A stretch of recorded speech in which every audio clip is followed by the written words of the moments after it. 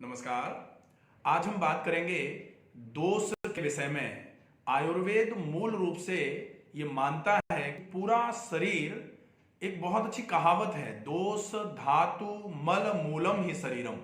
मतलब हेल्थ की डेफिनेशन में ये बोला गया है, health is the dynamic integration of dosha dhatu mala mind sensory system and soul.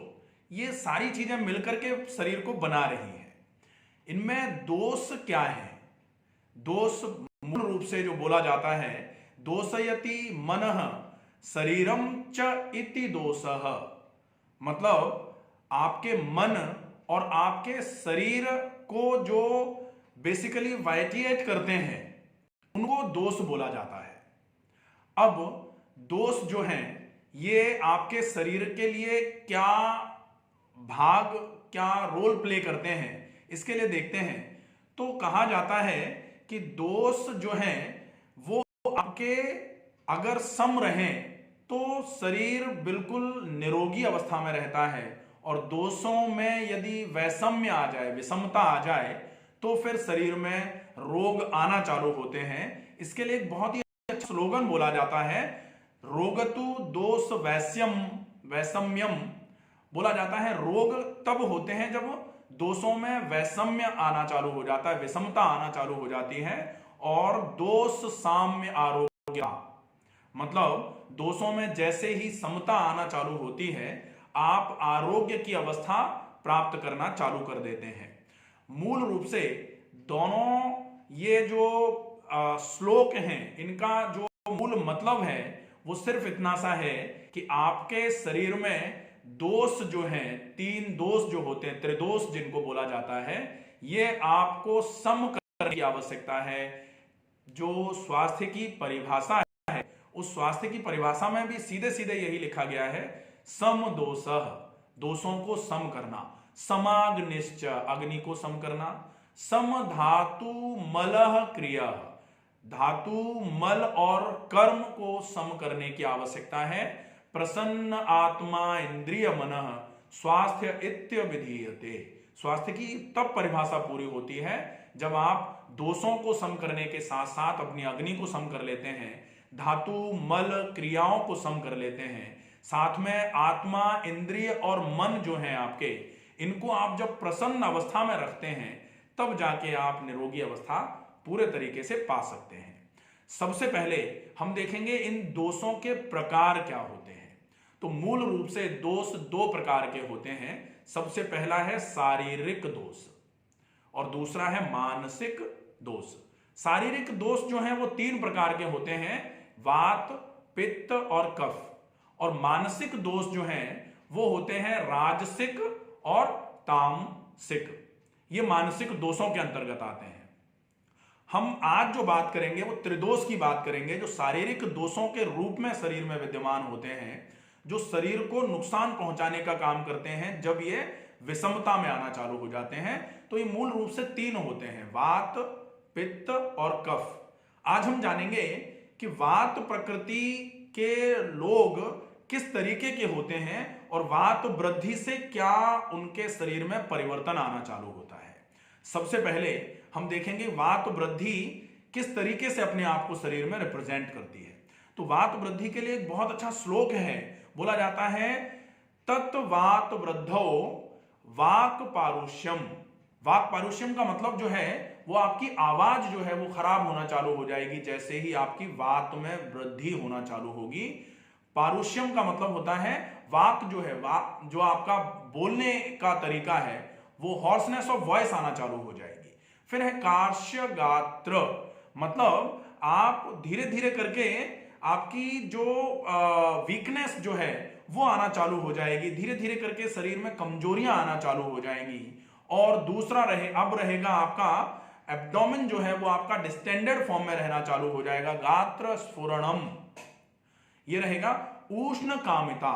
जैसे जैसे वात आपके शरीर में प्रबल होता जाएगा, उष्ण कामिता मतलब आपको गर्म चीजों को खाने का मन करना चालू कर देगा। जैसे ही आपके शरीर में वात वृद्धि होती है, आपको अपने आप ही लगना चालू हो जाता है कि हम सौंठ खा लें, हम काली मिर्च खा लें, हम हल्दी ज्यादा मात्रा में खा लें, हम मेथी खा लें, और सामान्य तौर पर वात रोगों के लिए यही चिकित्सा के रूप में बताया जाता है। तो वात जैसे ही प्रबल होना चालू होगा, वात वृद्धि शरीर में होना चालू होगी, आपके शरीर में उष्ण कामिता आना चालू हो जाएगी। उष्ण मतलब गर्म चीजों को खाने का मन आपका ज्यादा करना चालू कर लेगा। इसके बाद रहेगा निद्रा नासो। निद्रा नासो का मतलब होता है नींद जो है वो, नींद का नाश होना चालू हो जाएगा, इंसोम्निया होना चालू हो जाएगा। आप पूरे तरीके से जो आपकी नींद है वो गायब होना चालू हो जाएगी अगर वात आपका ज्यादा बढ़ना चालू हो जाता है तो। अल्पबलम, निद्रा नासो अल्पबलम मतलब बल जो है, जो आपकी स्ट्रेंथ है वो कमजोर पड़ना चालू हो जाएगी। धीरे धीरे करके आपकी क्षमताएं खत्म होना चालू हो जाएंगी। और गाढ़ वर्षत्वम च, धीरे धीरे करके आपके शरीर में जो गिडनेस है, इररिलेवेंट टॉक्स आना चालू हो जाएंगे। आप पता नहीं क्या कुछ भी बोलना चालू कर दोगे। Loss of functions of sensory as well as motor reflexes.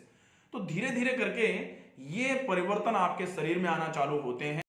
आपके शरीर में वात वृद्धि होना चालू होती है।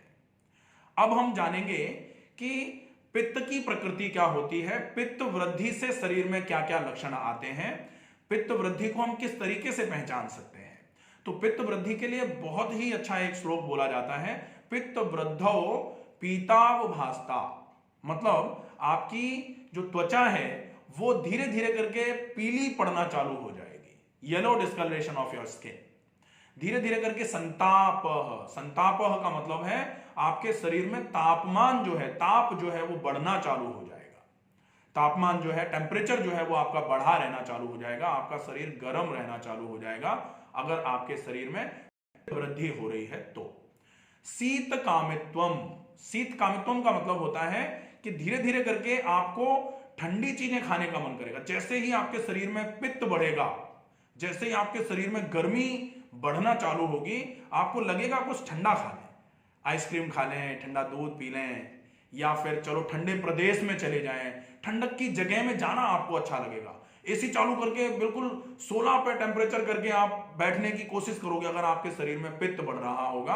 आप पेट पे गीला कपड़ा रखोगे, आराम मिलेगा। आप हथेलियों पे, तलवों पे गीला कपड़ा रखोगे, आराम मिलेगा। आपके शरीर में जलन पैदा होना चालू हो जाएगी। तो शीत कामित्वम मतलब आपको ठंडी चीजें खाने का मन करना चालू कर देगा। और साथ में अल्प निद्रता मतलब नींद जो है आपकी कम होना चालू हो जाएगी। आपके वात में आपकी निद्रा नाश हो रहा था, आपका बिल्कुल नींद खत्म हो रही थी। यहां पित्त में आपकी निद्रा का नाश नहीं होगा, लेकिन अल्प निद्रता मतलब धीरे धीरे करके आपकी नींद जो है वो कम होना चालू हो जाएगी। साथ में मूर्छा, मूर्छा का मतलब होता है सिनकोप। सिनकोप का जो मतलब होता है वो होता है कि ऐसी अवस्था आना चालू हो जाएगी कि एक तरीके से आपको ऐसा लगेगा जैसे हम बेहोश टाइप के हो रहे हैं। जब पित्त बहुत बढ़ता है, पित्त की वृद्धि जब ज्यादा होती है, तो धीरे धीरे करके ऐसा लगता है आपको कि पता नहीं क्या हुए जा रहा है, हम तो बेहोशी हुए जा रहे हैं, लेट गए हैं, आंखें नहीं खुल पा रही हैं, ऐसा होना चालू हो जाएगा। फिर होता है बलहानि। बलहानि का मतलब होता है कि आपका बल जो है वो धीरे धीरे करके खत्म होना चालू होगा। जो गर्मी है, पित्त शरीर में जब वृद्धि पर जाएगा तो आपके शरीर की स्ट्रेंथ को धीरे धीरे करके खाने का करेगा। धीरे धीरे करके आपके शरीर में से कफ को खत्म करने का काम करेगा। जो अग्नि है वो चिकनाई को खा जाएगी सारे को। तो आप धीरे धीरे करके आपका बल जो है वो अल्प होना चालू हो जाएगा। बल हानिर। और उसके बाद इंद्रिय दौर्बल्यम। इंद्रिय दौर्बल्यम का मतलब होता है कि आपकी जितनी भी इंद्रियां हैं, चाहे वो आपकी कर्मेंद्रियां हो, चाहे वो आपकी ज्ञानेंद्रियां हो। कर्मेंद्रियों का मतलब है कि आपकी 5 कर्मेंद्रियां होती हैं, हाथ, पैर, मुंह, एनस और रिप्रोडक्टिव ऑर्गन। तो इंद्रिय दौर्बल्यम का मतलब पित्त जब ज्यादा बढ़ेगा तो ये 5 कर्मेंद्रियां आपकी धीरे धीरे करके दुर्बल होना चालू हो जाएंगी, ये कमजोर होना चालू हो जाएंगी। हाथों पैरों में कमजोरी आ जाएगी। आपके एनस में जो एलिमिनेशन के लिए रेस्पॉन्सिबल है वहां कमजोरी आना चालू हो जाएगी। जो आपका ओरल कैविटी है उसमें गड़बड़ियां आना चालू हो जाएंगी। और रिप्रोडक्टिव सिस्टम जो आपका है उसमें भी धीरे धीरे करके दौर्बल्यता आना चालू हो जाएगी। इसके बाद जो आपकी ज्ञानेंद्रियां हैं, इंद्रिय दौर्बल्यम में आपकी कर्मेंद्रियां और ज्ञानेंद्रियां 10 का मतलब है। 5 कर्मेंद्रियां हैं, 5 ज्ञानेंद्रियां हैं। ज्ञानेंद्रियों का मतलब है नाक, ज्ञान देती है आपको स्मेल के माध्यम से, तो नाक से रिलेटेड प्रॉब्लम्स आना चालू हो जाएंगी। जीभ जो है वो स्वाद के हिसाब से आपको ज्ञान देती है कि खट्टा है, मीठा है, कड़वा है, कैसा है। तो जीभ से रिलेटेड भी प्रॉब्लम्स आना चालू हो जाएंगी। जो आपका स्वाद की ग्रंथियां हैं आपकी वो कमजोर होना चालू हो जाएगी। श्रवण शक्ति आपकी कमजोर होना चालू हो जाएगी। देखना आपका जो है आंखों में कमजोरी आना चालू हो जाएगी। ये इंद्रिय दौर्बल्यम में ही आ जाएगा सारा, कि जो चश्मा लग रहा है आंखों में, दूर की चीजें दिखाई नहीं दे रही हैं, पास की चीजें दिखाई नहीं दे रही हैं, आपकी आंखों में कमजोरी आना चालू हो गई है। ये सारी की सारी चीजें आपको धीरे धीरे करके पित्त की वृद्धि से होना चालू हो जाएंगी। और 5वें नंबर की जो त्वचा, जो सेंस ऑर्गन है आपका, जो ज्ञानेंद्रिय है, त्वचा से संबंधित समस्याएं आना चालू हो जाएंगी। आपको सेंसिटिविटीज जो है ना, सेंसिटिविटीज बढ़ना चालू हो जाएंगी आपकी। ये इंद्रिय दौर्बल्यम में जाएगा सारा का सारा। इसके बाद आता है पीत विन्मूत्र नेत्रत्वम च। तो अब ये रहेगा पीत विन्मूत्रम का पीला होना चालू हो जाएगा आपका पुरुष, मतलब आपका मल, मूत्र मतलब आपकी यूरिन, और नेत्र मतलब आपके आंखें। ये धीरे धीरे करके पीली होना चालू हो जाएंगी। जैसे जैसे अगर इनमें पीला बना रहा है, आपका मल पीला आना चालू हो गया है, आपको बहुत ज्यादा कलर जो यूरिन का है वो पीला होना चालू हो जाए, या फिर आपकी आंखें पीली होना चालू हो जाएं, तो आप ये मान लीजिए कि ये पीलिया तो है ही, लेकिन मूल रीजन जो इसका है वो पित्त की वृद्धि है। आप पित्त की वृद्धि को जब तक सही नहीं करेंगे तब तक आप इस समस्या को खत्म नहीं कर पाएंगे। ये है पित्त वृद्धि के सारे लक्षण। अब हम आते हैं पित्त वृद्धि के बाद कफ के ऊपर। कफ जो है ये मूल रूप से शरीर के लिए तीनों दोष ही बहुत आवश्यक हैं, लेकिन तीनों दोषों की समता आवश्यक है। जब आपको आरोग्यता चाहिए तो कहा जाता है रोगतु दोष वैषम्यम, मतलब दोष अगर विषमता में जाएंगे तो रोग करवाएंगे, लेकिन अगर दोष साम्य आरोग्यता, दोष सम रहेंगे तो फिर आप आरोग्य रहेंगे। तो अब आपका कफ की बारी आती है। कफ अगर आपको सम रखना है तो फिर आप पूरे शरीर में अच्छे तरीके से सारे नियमों का पालन करेंगे तो तीनों दोष ही आपके सम रहेंगे। लेकिन अगर आपके कफ में वृद्धि हो रही है, कफ आपका अगर बढ़ रहा है, तो आप ये मान लीजिए कि आपको उससे भी जो दोष है उसमें वैषम्य आना चालू होगा। और दोष वैषम्य जो है वो किसका कारण है? रोगतु दोष वैषम्यम, रोग पैदा करेगा ये दोष का वैषम होना। और कफ अगर बढ़ेगा तो क्या क्या आपको लक्षण देगा?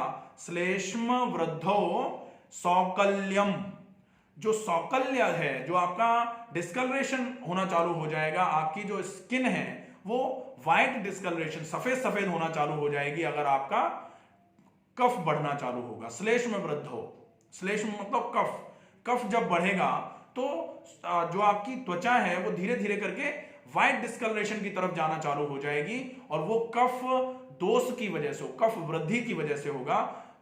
अब आता है शैत्यम, मतलब शीत प्रकृति आपके शरीर में आना चालू हो जाएगी। शीत प्रकृति मतलब आपकी त्वचा पर शीत का आना, या आपको कोल्डनेस, ठंडक ज्यादा महसूस होना चालू हो जाएगी। ठंडक से रिलेटेड आपके शरीर में समस्याएं आना चालू हो जाएंगी अगर आपका कफ वृद्धि होती है।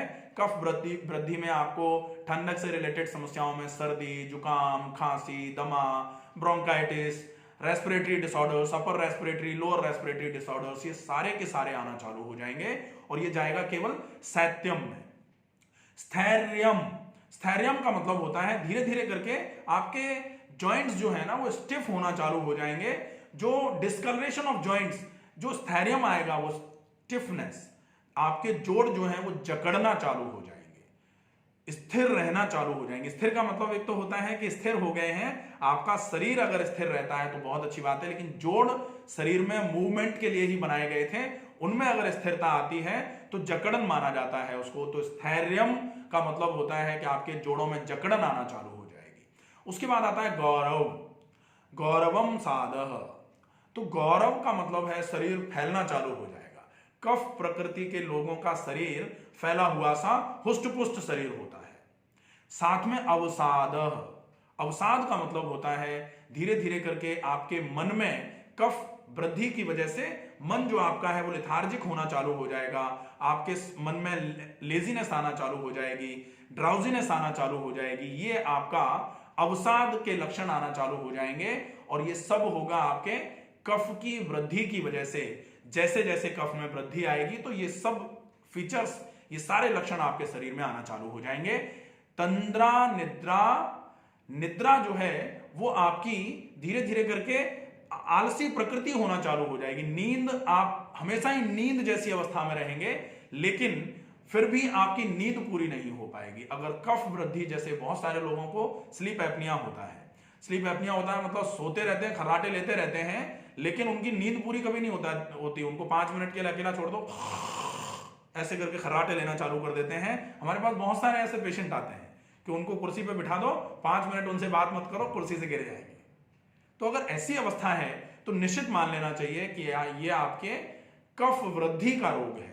कफ वृद्धि अगर हो रही है तो ये सारे लक्षण आप में आना चालू हो जाएंगे। संध्यस्ति, विश्लेषण, जो आपके शरीर में धीरे धीरे करके आपके सारे जोड़ों को, अस्थियों को स्टिफ करवाना चालू कर दे, और साथ में आपके शरीर में ब्रेथलेसनेस आना चालू हो जाए, श्वास काश जो है वो आपके श्वसन की दर खराब होना चालू हो जाए, तो मान लीजिए कि आपके कफ में वृद्धि होना चालू हुई है। और ये जो कफ की वृद्धि है इसको आपको सही समय से ट्रीट करने की आवश्यकता है। अगर आपने इन तीनों दोषों में विषमता को सम नहीं किया तो ये बढ़ती हुई विषमता क्या कराएगी? रोगतु दोष वैषम्यम। ये क्या कराएगी? दोषों की विषमता आपके शरीर में रोग पैदा कराएगी। इसलिए आपको इन दोषों की विषमता को सम करना है। दोष साम्य आरोग्यता, जैसे ही आप दोषों को सम करना चालू करेंगे आपके शरीर में आरोग्य की अवस्था मिलना चालू हो जाएगी। आपका शरीर पूरे तरीके से रोगों से मुक्त होना चालू हो जाएगा। आशा है त्रिदोष में ये जो मूल त्रिदोषों की बढ़ने की, वात पित्त कफ को बढ़ने की जो प्रकृतियां हैं, या बढ़े हुए वात, बढ़े हुए पित्त या बढ़े हुए कफ की वजह से जो आपके शरीर में लक्षण आ रहे हैं, उन लक्षणों को आप समझें और उन लक्षणों को समझ करके पहले अपनी प्रकृति का निर्धारण करें, और उस प्रकृति के हिसाब से फिर आपको नेक्स्ट वीडियो जो इसका त्रिदोष से संबंधित आएगा उसमें आपके वात के 5 प्रकार, पित्त के 5 प्रकार और कफ के पूरे 5 प्रकारों का अलग अलग वीडियो बना लेंगे।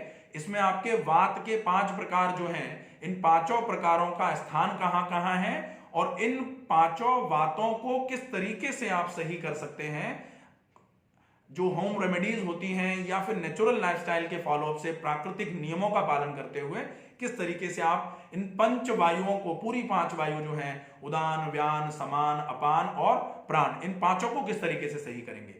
पित्त जो 5 हैं, 5 पित्तों को किस तरीके से सही करेंगे और 5 कफों को किस तरीके से क्या क्या रोग पैदा कराते हैं, ये शरीर में कौन से कफ की वजह से कौन सा रोग हो रहा है, और उस कफ को किस तरीके से आप नेचुरली घर में रहते हुए बैलेंस कर सकते हैं। इसके लिए अलग अलग वीडियो बना लिए जाएंगे, जो पार्ट बाय पार्ट आपके वीडियोस, ये जो त्रिदोष का वीडियो रहेगा ये पूरा का पूरा 3 से 4 पार्ट्स में पूरा हो पाएगा।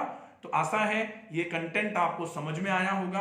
आगे तीनों दोषों की मूल प्रकृति और एक एक दोष करके सारे दोषों के बारे में आपका वर्णन सहित सारे दोषों के प्रकारों के हिसाब से आपके उन प्रकारों से संबंधित समस्याओं का निदान प्राकृतिक चिकित्सा, योग चिकित्सा, आहार चिकित्सा और प्राकृतिक जीवन शैली में परिवर्तन से कैसे होगा, ये आपको नेक्स्ट वीडियो में मिलेगा। आशा है ये वीडियो आपको समझ में आया होगा। अगर कोई भी समस्या, कोई भी परेशानी रहती है तो कमेंट बॉक्स में लिख करके आप अपने प्रश्न को पूछ सकते हैं। स्वस्थ रहिए, सुरक्षित रहिए। नमस्कार।